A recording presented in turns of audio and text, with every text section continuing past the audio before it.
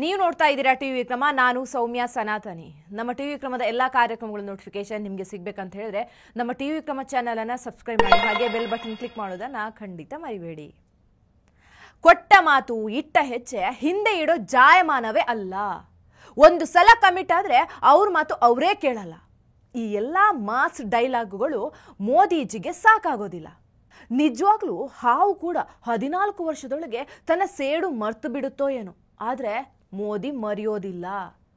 ಮೋದಿ ಹೇ ತೋ ಮುಮ್ಕಿನ್ ಹೇ. ಮೋದಿ ಇದ್ರೆ ಎಲ್ಲವೂ ಸಾಧ್ಯ ಅನ್ನೋದು ಮತ್ತೊಮ್ಮೆ ಪ್ರೂವ್ ಆಗಿದೆ. ಒಂದು ಅಮೆರಿಕ ಭೇಟಿ ಆಗಿದ್ದು ಮಾತ್ರ ಸಾಕಷ್ಟು ನಿರ್ಧಾರಗಳು. ಮೋದಿ ಹಾಗೂ ಟ್ರಂಪ್ ಭೇಟಿ ವೇಳೆ ಸಾಕಷ್ಟು ವಿಚಾರಗಳು ಚರ್ಚೆ ಆದವು. ಭಾರತ ಹಾಗೂ ಅಮೆರಿಕ ನಡುವೆ ಸಾಕಷ್ಟು ಒಪ್ಪಂದಗಳು ಕೂಡ ಆಯಿತು. ಇಂಪೋರ್ಟ್ ಟ್ಯಾಕ್ಸ್ ಬಗ್ಗೆ, ಯುದ್ಧ ವಿಮಾನದ ಬಗ್ಗೆ, ಹೀಗೆ ಸುಮಾರು ನಿರ್ಧಾರಗಳನ್ನು ತೆಗೆದುಕೊಂಡ್ರು. ಅದರಲ್ಲೊಂದು ಒಬ್ಬ ತಹವೂರ್ ರಾಣಾ, ಭಾರತಕ್ಕೆ ಬೇಕಾಗಿದ್ದಂಥ ಮೋಸ್ಟ್ ವಾಂಟೆಡ್ ಕ್ರಿಮಿನಲ್. ಈತನನ್ನ ಅಮೆರಿಕದಿಂದ ಭಾರತಕ್ಕೆ ಕರೆಸ್ಕೊಳ್ಳೋಕೆ ಎಲ್ಲಾ ರೀತಿಯ ಸಿದ್ಧತೆಗಳಾಗಿವೆ. ಸ್ವತಃ ಅಮೆರಿಕ ಅಧ್ಯಕ್ಷ ಟ್ರಂಪ್ ಅದನ್ನ ಹೇಳ್ತಾರೆ. In addition, the United States and India will be working together like never before to confront the threat of radical Islamic terrorism, a threat all over the world actually. Today I'm pleased to announce that my administration has approved the extradition of one of the plotters and one of the very evil people of the world, and having to do with the horrific 2008 Mumbai terrorist attack, to face justice in India. So he's going to be going back to India, face justice. As we deepen our defense partnership, we'll also strengthen our economic ties. ಅಷ್ಟಕ್ಕೂ ಯಾರು ಈ ತಹವೂರ್ ರಾಣಾ? ಮೋದಿ ಅವರು ಆತನನ್ನ ಕರ್ಸ್ಕೊಳ್ಳೋದಕ್ಕೆ ಇಷ್ಟೊಂದು ಹಠಕ್ಕೆ ಬಿದ್ದಿರೋದು ಯಾಕಾಗಿ? ಅದು ಗೊತ್ತಾಗಬೇಕಂದ್ರೆ 2011ರ ಮೋದಿ ಅವರ ಒಂದು ಭಾಷಣ ಕೇಳಲೇಬೇಕು. अमेरिका की शिकागो की कोर्ट में आज राणा एक टेररिस्ट को मुक्त करने का फैसला हो चुका है. इस घटना ने आतंकवाद के खिलाफ लड़ने वाली हर शक्तियों के लिए, हर सरकार के लिए एक नया सवालिया निशान खड़ा किया है. किस आधार पर 26/11 के मुंबई के आतंकवादी घटना के दोषियों को निर्दोष करार करने की हिम्मत शिकागो कोर्ट करे? इन्वेस्टिगेशन किसने किया? जहां घटना घटी उनका रोल क्या रहा? यहां के पीड़ित लोग हैं, उनको न्याय कौन दिलाएगा? अमेरिका ने पाकिस्तान को खुश करने के लिए ये मिली भगत से कोई पैंतरा रचा है, कोई व्यू बनाया है.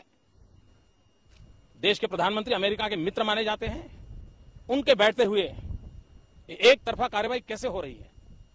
और आज जो शिकागो की कोर्ट में हुआ है, उससे मुझे साफ नजर आता है कि अब हिंदुस्तान में आतंकवादी गतिविधि करने वाले सारे आतंकवादी ये चाहेंगे कि उनके सारे मुकदमे अमेरिका की कोर्ट में चले. और मैं विश्व के सामने सवाल खड़ा करना चाहता हूं, क्या 9/11 के दोषियों का केस हिंदुस्तान की कोर्ट में चल सकता है? क्या अमेरिका इसके लिए हमें परमिशन देगा? क्या भारत की न्यायपालिका अमेरिका के 9/11 की घटना के लिए कोई निर्णय फैसला कर सकते हैं? एक बहुत बड़ा वैश्विक स्तर पर यह सवाल खड़ा हुआ है. मैं आशा करूंगा कि भारत सरकार तत्काल इस विषय में अपनी प्रतिक्रिया दें. भारत सरकार अमेरिका के खिलाफ अपनी आवाज उठाए और अमेरिका का पाकिस्तान तरफी जो रवैया है उसके सामने भारत सरकार ने अब कड़ा निर्णय करना पड़ेगा. इस समय की मांग है, वरना एक के बाद एक दोषी लोग अमेरिका चले जाएंगे, अमेरिका की कोर्ट में केस चलेंगे और एक के बाद तो एक तरफा निर्दोष छोड़ दिया जाएगा और पाकिस्तान की भलाई के लिए सारा किया जाएगा. तो गंभीर प्रकार की घटना, न्याय जगत के लिए गंभीर, इंटरनेशनल रिलेशन के संदर्भ में गंभीर, भारत पाकिस्तान के संबंधों के संदर्भ में गंभीर, ये बहुत ही गंभीर समस्या का जन्म आज हुआ है और मैं इसकी कड़ी आलोचना करता हूं.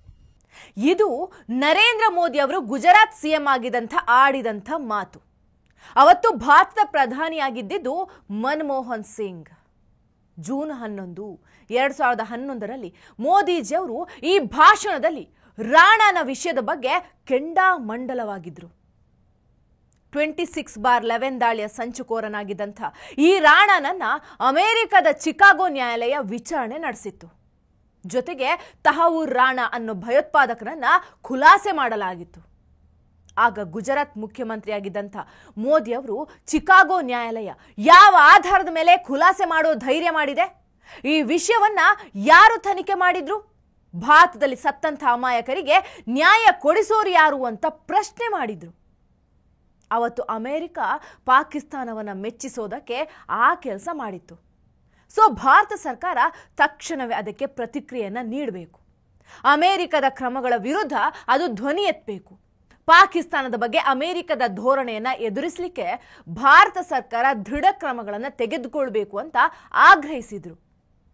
ಆದರೆ ಅವತ್ತು ಭಾರತದ ಪ್ರಧಾನಮಂತ್ರಿಗಳಿಗೆ ಅಮೆರಿಕ ಮುಂದೆ ಗಟ್ಟಿಯಾಗಿ ಮಾತಾಡೋದಕ್ಕೆ ಧ್ವನಿಯೇ ಇರಲಿಲ್ಲ. ಹೀಗಾಗಿ ತಹವೂರ್ ರಾಣಾ ಅಮೆರಿಕದಲ್ಲೇ ಉಳಿಬೇಕಾಗಿತ್ತು. ಅಷ್ಟಕ್ಕೂ ಈ ತಹವೂರ್ ರಾಣಾ ಮೂಲತಃ ಪಾಕಿಸ್ತಾನದವನು. ಅಲ್ಲೇ ಹುಟ್ಟಿದ್ದು, ನಂತರ ಕೆನಡಾಕ್ಕೆ ವಲಸೆ ಹೋಗಿ ಅಲ್ಲಿನ ಪ್ರಜೆ ಆದ.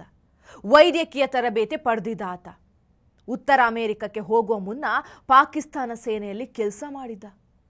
ಈ ತಹವೂರ್ ರಾಣಾ ಆಪ್ತ ಡೇವಿಡ್ ಹೆಡ್ಲಿ ಲಷ್ಕರ್ ಎ ತೊಯ್ಬಾದಲ್ಲಿ ಕೆಲಸ ಮಾಡ್ತಾ ಇದ್ದ. ಮುಂಬೈ ದಾಳಿಗೆ ಸ್ಥಳಗಳನ್ನು ಪರಿಶೀಲಿಸಲಿಕ್ಕೆ ಆಗಾಗ್ಗೆ ಭಾರತಕ್ಕೆ ಬರ್ತಾ ಇದ್ದ. ಹೆಡ್ಲಿ ರಾಣಾನ ವ್ಯವಹಾರವನ್ನ ಬಳಸಿಕೊಂಡು ನಕಲಿ ಪ್ರಯಾಣ ದಾಖಲೆಗಳನ್ನು ಪಡೆದು ಭಾರತದಲ್ಲಿ ಮುಕ್ತವಾಗಿ ಓಡಾಡ್ತಾ ಇದ್ದ.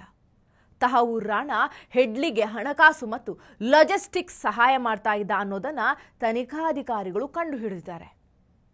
2009ರಲ್ಲಿ FBI ಹೆಡ್ಲಿ ಜೊತೆಗೆ ಚಿಕಾಗೋದಲ್ಲಿ ತಹವೂರ್ ರಾಣಾನನ್ನ ಬಂಧಿಸುತ್ತೆ. ಹೆಡ್ಲಿ ತನ್ನ ತಪ್ಪನ್ನ ಒಪ್ಪಿಕೊಂಡು ಅಧಿಕಾರಿಗಳ ಜೊತೆ ಸಹಕರಿಸಿದ. ಆದರೆ ರಾಣಾ ತನ್ನ ಪಾತ್ರ ಏನೂ ಇಲ್ಲ ಅಂತಲೇ ಹೇಳ್ಕೊಂಡು ಬಂದಿದ್ದ. 2011ರಲ್ಲಿ ಲಷ್ಕರ್ ಎ ತೊಯ್ಬಾಗೆ ಬೆಂಬಲ ನೀಡಿದ ಮತ್ತು ಡೆನ್ಮಾರ್ಕ್ನಲ್ಲಿ ದಾಳಿಗೆ ಸಂಚು ರೂಪಿಸಿದ ಆರೋಪದ ಮೇಲೆ ಅಮೆರಿಕದ ನ್ಯಾಯಾಲಯ ಅವನಿಗೆ 14 ವರ್ಷ ಜೈಲು ಶಿಕ್ಷೆ ವಿಧಿಸಿತು. ಆದರೆ ಸಾಕಷ್ಟು ಸಾಕ್ಷ್ಯಾಧಾರಗಳಿಲ್ಲದ ಕಾರಣ ಮುಂಬೈ ದಾಳಿಗೆ ಅವನು ತಪ್ಪಿತಸ್ಥನಲ್ಲ ಅಂತ ಹೇಳಲಾಗಿತ್ತು. ಮೋದಿ 14 ವರ್ಷದ ಹಿಂದೆ ಆತನನ್ನು ಭಾರತಕ್ಕೆ ಕರೆಸ್ಕೊಳ್ಬೇಕು ಅಂತ ಆಗ್ರಹಿಸಿದ್ರು. ಆದರೆ ಅದು ಅವತ್ತಿನ ದುರ್ಬಲ ನಾಯಕರಿಗೆ ಸಾಧ್ಯ ಆಗಿರಲಿಲ್ಲ. ಈಗೀಗ ಅದನ್ನು ಇಡೀ ದೇಶವೇ ಮರೆತು ಹೋಗಿದೆ. ತಹವೂರ್ ರಾಣಾ ಯಾರು, ಆತ ಭಾರತಕ್ಕೆ ಮಾಡಿದಂಥ ದ್ರೋಹ ಎಂಥದ್ದು ಅನ್ನೋದು ಕೂಡ ಯಾರಿಗೂ ಗೊತ್ತಿಲ್ಲ. ಆದರೆ ಯಾರು ಮರೆತರೂ ಕೂಡ ಮೋದಿ ಆತನನ್ನ ಮರ್ತಿಲ್ಲ. ಆತ ಭಾರತಕ್ಕೆ ಮಾಡಿದಂಥ ಅನ್ಯಾಯ ಕೂಡ ಮರೆತಿಲ್ಲ. ಅಮೆರಿಕದಿಂದ ಫೈನಲಿ ಅವನನ್ನ ಭಾರತಕ್ಕೆ ಕರ್ಕೊಂಡು ಬರುವಲ್ಲಿ ಯಶಸ್ವಿಯಾಗಿದ್ದಾರೆ. ಅದಕ್ಕೆ ಹೇಳಿದ್ದು ಮೋದಿ ಹೇ ತೋ ಮುಮ್ಕಿನ್ ಹೇ ಅಂತ. ಟಿವಿ ವಿಕ್ರಮ, ದೇಶ ನಿಮ್ಮ ಕೈಯಲ್ಲಿ. ಈ ಕಾರ್ಯಕ್ರಮ ನಿಮಗೆ ಇಷ್ಟ ಆಗಿದ್ದಲ್ಲಿ ಲೈಕ್, ಶೇರ್ ಹಾಗೂ ಕಮೆಂಟ್ ಮಾಡಿ. ಟಿವಿ ವಿಕ್ರಮದ ಕಾರ್ಯಕ್ರಮಗಳನ್ನು ನಿರಂತರವಾಗಿ ವೀಕ್ಷಿಸಲು ಸಬ್ಸ್ಕ್ರೈಬ್ ಮಾಡಿ, ಬೆಲ್ ಐಕನ್ ಒತ್ತಿ.